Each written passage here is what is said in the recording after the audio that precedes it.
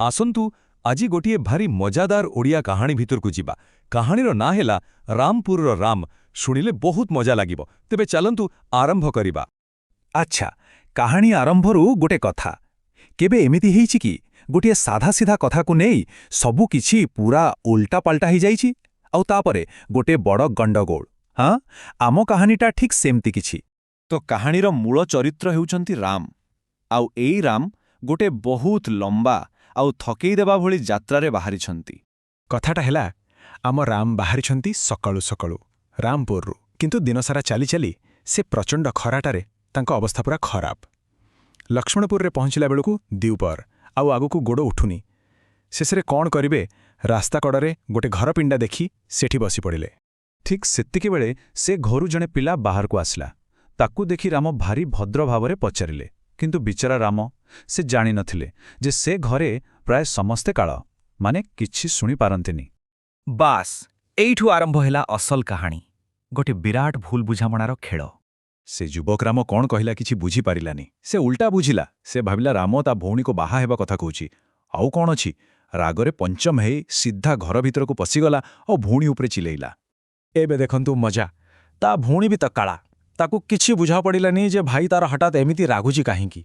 आउ एइठू कथाटा आहुरी बढ़िगला। भाई तो रागरे पार्टी करुथिला बाहाघर कथा, किंतु भौणी कौन शुणिला? से शुणिला संपत्ति कथा। ताकू लागिला भाई कहूची तोते बापांको संपत्तिरो किछि मिलिबनी।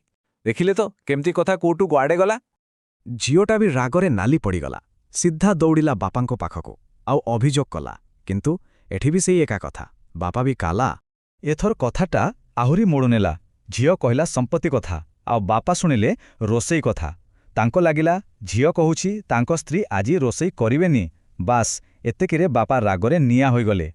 तो देखिले तो राम मागिथिला टिके खाइबाकू आउ एठी पूरा परिवार रे झड़ आसीगला। केही काहा कथा बुझु नथिले, किंतु झगड़ा चलीथिला जोरसोरले। सेपोटे बापा माने स्वामी रागरे तमतम हेई सीधा गले कूओ पाखकू। सेठी तांको स्त्री पानी कड़ुथिले। तांको उपरे पाटी करी कहिले, किंतु जहा भाबिथिले ठीक सेया हला। स्त्री भी भूल शुणिले। भाबी पारुछंती, स्वामी पचारिले रोसेई कथा आउ स्त्री शुणिले द्वितीय बाहाघर कथा। तांकु लागिला स्वामी कहुछंती जे से पुणी बाहा हेबाकू चाहुछंती। राघरे से गाराटाको कूओ भितरे फोपाड़ी देई सीधा दौड़िले शाशुंको पाखको। और शाशुंको पाखरे पहुंची कौन कहिले? से जाई शाशुंकु अभियोग कले जे से तांको पुओकू आउ थरे बाहा हेबाकू उसुकाउछंती। हेले एठी कहानी सरिनी। शाशु भी थिले काला। तो से बहुर बाहाघर कथा शुणिलेनी। तांकु लागिला बहु कहूची तांकु घरू बाहर करिदेबा पाई। बास एबे बुढ़ी माँ भी रागी गले। चलंतु पूरा कथाटाकू टिके सफा करी बुझिबा।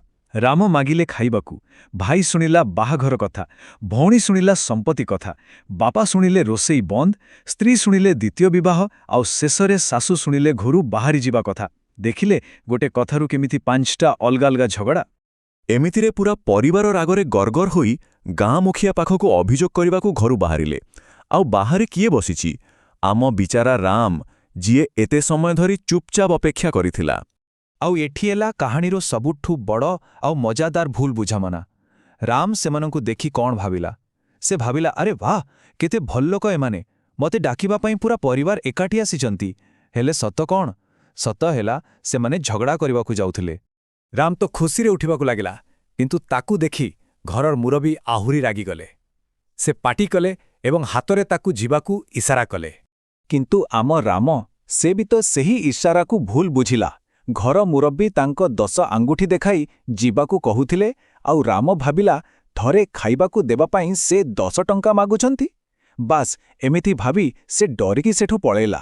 तो एबे प्रश्न उठुची, एत्ते बड़ गंडगोळर मूल कारणटा कौन थिला? काहींकी एमती हेला? कारण कहानीर सबुठू बड़ रहस्यटा हेला जी ए कहानी आरंभ करिथिला आम रामपुरर राम से निजे भी काला थिला। ए कहानीटा आमको गोटे बड़ कथा शिखे दउछि नुहे कि? जदि समस्ते पार्टी करिबा बदलरे टिके शांत होई परस्परर कथा शुणिबाकू चेष्टा करिथान्ते, तेबे कौन कहानीटा अलगा होई पारि नथान्ता?